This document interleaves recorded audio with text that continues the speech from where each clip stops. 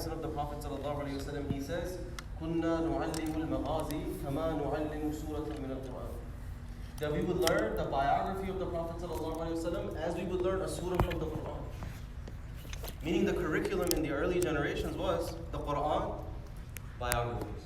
Quran, biographies. Quran, seerah.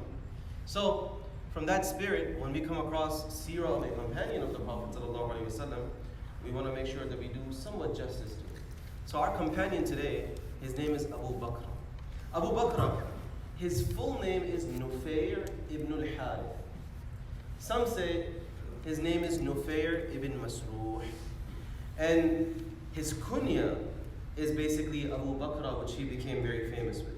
Now his father, Masruh, some say was an Abyssinian. In other words, Abu Bakra is an African companion of the Prophet ﷺ. It shows you the diversity the companions of the Prophet ﷺ had. Now, his kunya has a very interesting story which I wanted to share with you. So Abu Bakra, how did he get his kunya? It's not because he had a child named Bakra, which tends to be the case. Like if your son is Abdullah, you become Abu Abdullah. In his situation, what happened that he was a slave in the city of Ta'if. And when the Prophet ﷺ conquered Makkah, the famous conquest of Makkah in Sirah of the Prophet ﷺ, then the Prophet ﷺ laid siege to Ta'if. And Abu Bakr is inside the forts and the fortresses of Ta'if that are now under siege. Now those of you who have studied Sirah, you know that the siege of Ta'if took forever. It went way longer than expected. So the Prophet ﷺ, being a brilliant tactician that he was, the Prophet ﷺ came up with a plan. So basically what he did, our Prophet ﷺ, he had one of the companions make an announcement that could be heard inside the fortress of Ta'if. And the announcement was, whichever slave comes down from the fortress and joins us, immediate freedom. So guess what happened? There are slaves now, subhanAllah, I mean, they have no like rights.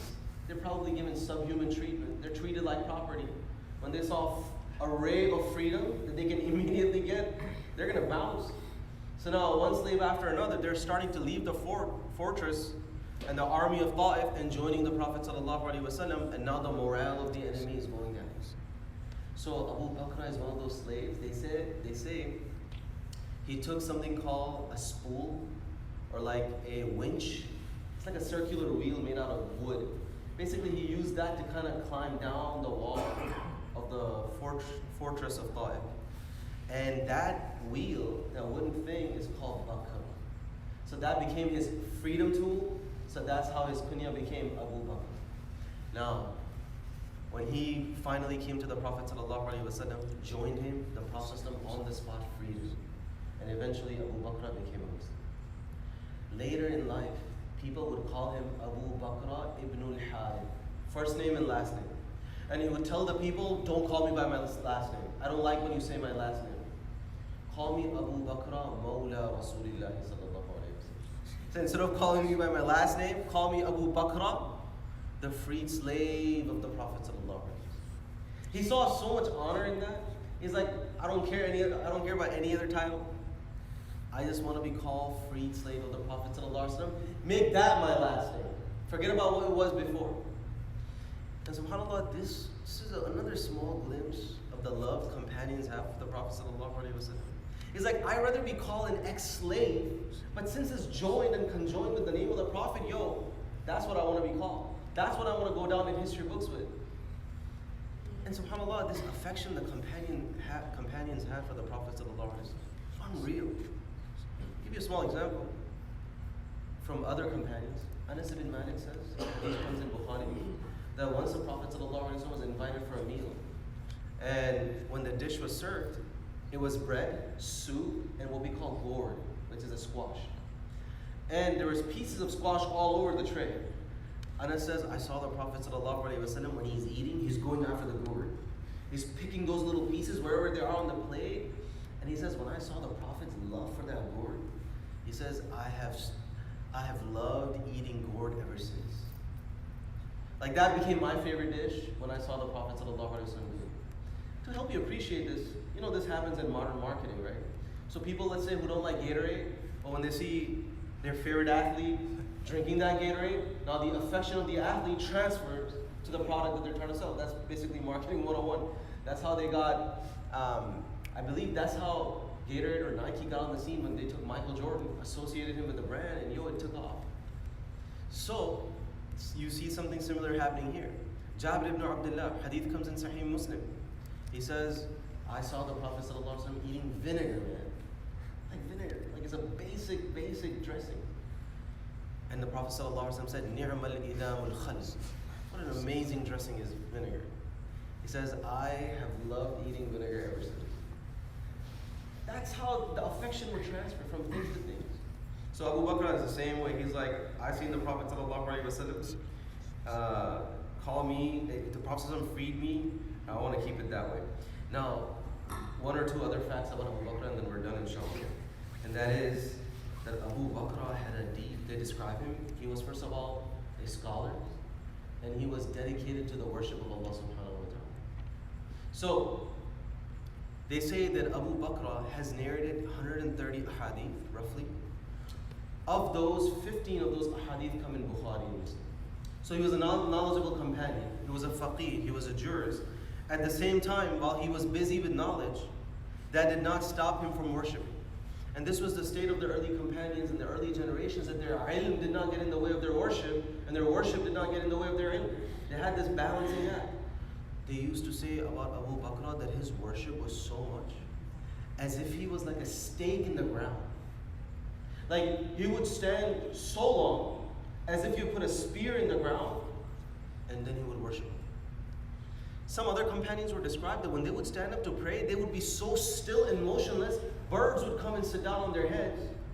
Because how they are, like how deep they are into their worship, like completely stationary. It's amazing. And such was the case with him. And subhanAllah, this was a culture in the early generations. His student, Abu Uthman al-Nahdi, they used to say his student would worship so much that he would worship Allah until he would actually faint. And where would they get this from? Because our Prophet ﷺ would worship Allah till his feet would become swollen. So the culture of worship, raw worship, as I had introduced the concept earlier, raw explicit acts of worship were numerous amongst the first generation. They say about Sulaiman al-Taymi that he had a habit of praying 2 rak'ahs every half an hour. And if he couldn't pray the 2 rak'ahs, he would give some charity.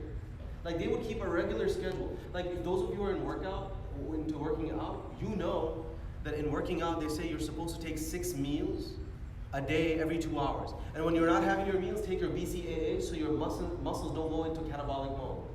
Like they have a time, they have a whole cabinet full of like supplements and everything else, and they time it to the T so they can get that muscle mass growth. So as they're getting their plumb, our Prophet ﷺ and the early generations, they were getting their spiritual plumb, worshipping Allah as much as they were.